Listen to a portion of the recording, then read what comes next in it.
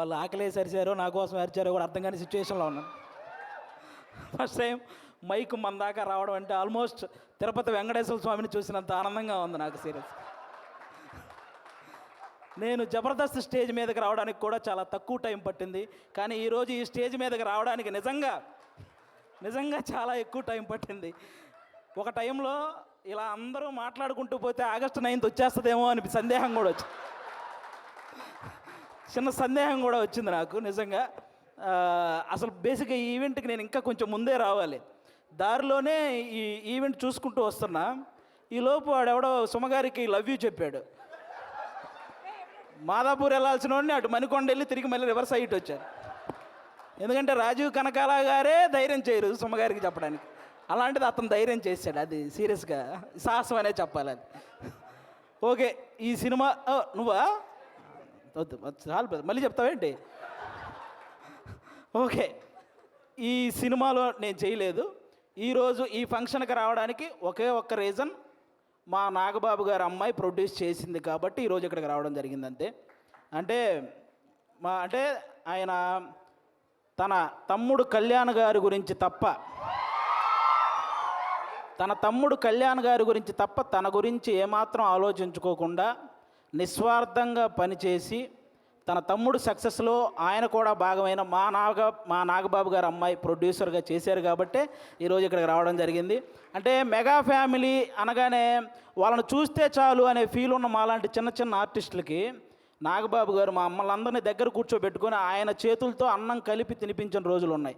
అలాంటి మా నాగబాబు గారు అమ్మాయి ప్రొడ్యూసర్గా చేసింది కాబట్టి ఈరోజు ఇక్కడికి రావడం జరిగింది. వాళ్ళ అన్నదమ్ముల గురించి ఎవరైనా తప్పుగా మాట్లాడితే ఆయన అడ్డుగా నిలబడి నన్నేమైనా అనండి కానీ నా అన్నదమ్ముల జోలికి మాత్రం రావద్దని ఒక గోడలాగా నిలబడి ఎప్పుడు వాళ్ళని కాపాడుకుంటూ వస్తున్న మా నాగబాబు గారు అమ్మాయి ప్రొడ్యూసర్గా చేసింది కాబట్టే ఈరోజు ఇక్కడికి రావడం జరిగింది. అంటే ఎప్పుడు అన్నయ్య మంచితనం, తమ్ముడు మంచితనం ఇవే మాట్లాడుకుంటూ ఉంటాం, కానీ వాళ్ళని మాకు ఇంత దగ్గరగా చేసిన మా నాగబాబు గారి మంచితనం కూడా మీ అందరికీ తెలియాలి, అందుకే ఈరోజు ఇది చెప్తున్నాను అనమాట. ఇంకా మీ అందరికీ తెలుసు, నిహారిక గారు ఇప్పుడు కాదు ఒక 10 years బ్యాక్ మీకు ఒక స్కిట్ చేశారు, డి వర్సెస్ జబర్దస్త్ అని. అందులో నాగబాబు గారి క్యారెక్టర్ చేశారు నిహారిక గారు. ఆ స్కిట్ నేనే రాశాను. ఫస్ట్ టైం ఒక టైమింగ్ అంటే ఎలా ఉండాలి, ఒక పంచ్ టైమింగ్ వేసేటప్పుడు ఆ మాడ్యులేషన్ ఎలా ఉండాలి, ఇవన్నీ కూడా నాకు ఒక రకంగా అలవాటైంది కూడా నిహారిక గారి టైమింగ్ చూసే. నాకు ఆ రోజు నేను స్కిట్ రాసినప్పుడు ఆ విధంగా నిహారిక గారు అప్పటి నుంచి నాకు పరిచయం అనమాట. అంటే నిహారిక గారు వాళ్ళ పెదనాన్నగారి లాగే కొత్త టాలెంట్ని ఎంకరేజ్ చేసే గుణం ఉంది, వాళ్ళ బాబాయ్ గారి లాగే అనుకున్నది సాధించే గుణం ఉంది, అలాగే వాళ్ళ నాన్నగారిలాగే ఎంత కష్టం వచ్చినా సరే నవ్వుతూ ముందుకెళ్ళే గుణం ఉంది. ఈ 3 కలిపి ఉంది కాబట్టి ఈరోజు ఇలాంటి సినిమా తీయగలిగింది. అంటే ఇంకో విషయం, వాళ్ళ బాబాయ్ గారిలాగే ట్రెండ్ ఫాలో అయ్యే టైప్ కాదు, ట్రెండ్ సెట్ చేసే టైప్. అందుకే 11 మంది హీరోలను పెట్టి ఒక సినిమా అంటే ఖచ్చితంగా ట్రెండ్ సెట్ చేసినట్టే, అవునా? 11 మంది హీరోలు అంటే ఇప్పుడు రీసెంట్గా మన 11 మంది క్రికెటర్లు మన దేశానికి వరల్డ్ కప్ తెచ్చినట్టు ఈ 11 మంది హీరోలు మా నిహారిక గారికి మంచి విజయాన్ని అందించాలని మనస్ఫూర్తిగా కోరుకుంటున్నాను. మనకు 11 అంటే చాలా గుర్తొస్తాయి, కానీ ఈ సినిమా తర్వాత 11 అంటే ఈ 11 మందే గుర్తొస్తారు. అదైతే నేను నమ్ముతున్నాను. కాబట్టి అంటే ప్రతి ఊర్లో ఒక కమిటీ ఉంటుంది, ఆ కమిటీలో కుర్రాళ్ళు ఉంటారు. బేసిక్గా సమస్యను క్రియేట్ చేసేది వాళ్ళే, సమస్యను సాల్వ్ చేసేది వాళ్ళే, అలాంటి కుర్రాళ్ళు అనమాట.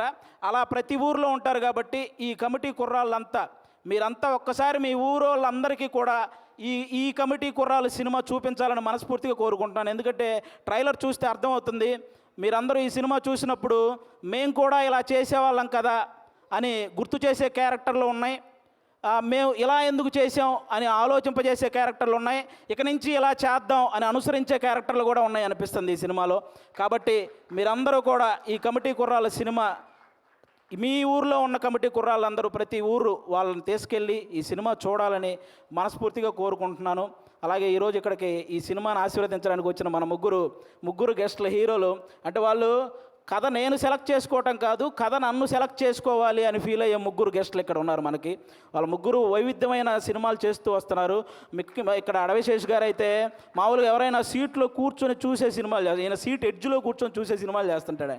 అంటే మొత్తం అన్ని ట్విస్టులు ఉంటాయి ఆయన ఏ సినిమా చేసినా. ఆయన ఇండస్ట్రీకి వచ్చినప్పుడు కొత్తలో ఆయన నేర్చుకుంది ఏంటంటే నా బాడీ లాంగ్వేజ్ ఎలాంటి సినిమాలు చేయకూడదో తెలుసుకున్నాడు ఫస్ట్ ఆయన. ఆ తర్వాత ఆయన చేసిన సినిమాలన్నీ ఎలాంటి ట్రెండ్ సృష్టించాయో మీ అందరికీ తెలుసు. అక్షానం కానీ, గూఢాచారి, ఎవరు, మేజర్, ఇలా చెప్పుకుంటూ పోతే అన్నీ అంటే ఆయన సినిమాలకు ఒక సపరేట్ ఫ్యాన్ బేస్ ఉంది. ఇంకా మా సాయి ధర్మ తేజ్ గారు మామూలుగా ఎవరైనా పేరులో ఇంటి పేరు పెట్టుకుంటారు, కొంతమంది క్యాస్ట్ పేరు పెట్టుకుంటారు, కొంతమంది నాన్నగారి పేరు పెట్టుకుంటారు. కానీ ఫస్ట్ టైం పేరులో అమ్మగారి పేరు పెట్టుకొని ప్రతి ఒక్కరూ వాళ్ళ అమ్మని అంతలా గౌరవించాలి అని మనందరికీ ఒక సంకేతాన్ని ఇచ్చినటువంటి హీరో మన సాయి ధర్మ తేజ్ గారు. అంతేకాదు రీసెంట్గా ఒక ఓల్డ్ ఆర్టిస్ట్ మన పావలా శ్యామల గారు ఇబ్బందులో ఉంటే ఆవిడకి 5 లక్షల సహాయం చేశారు మన సాయి ధర్మ తేజ్ గారు. అంటే సంపాదించే శక్తి దేవుడు అందరికీ ఇస్తాడు, కానీ సహాయం చేసే మనసు కొంతమందికే ఇస్తాడు. అందులో మన సాయి ధర్మ తేజ్ గారు కూడా ఉండడం నిజంగా మనందరి అదృష్టం.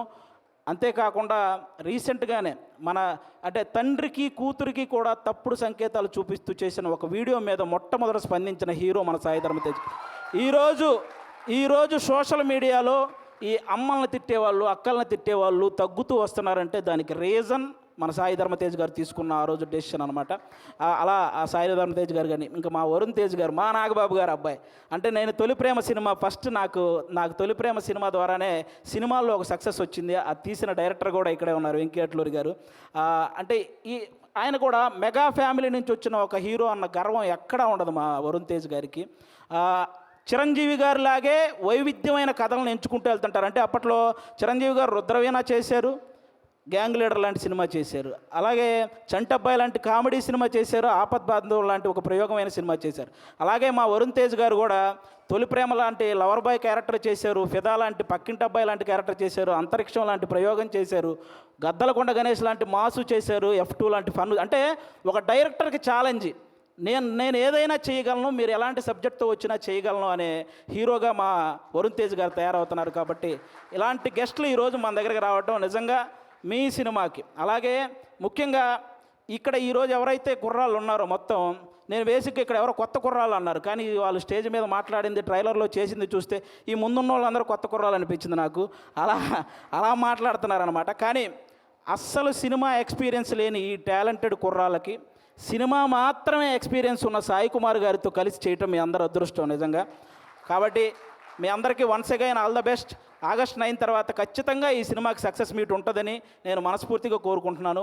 వన్స్ అగైన్ నిహారిక గారికి కూడా ఆల్ ద బెస్ట్ అండి. Thank you.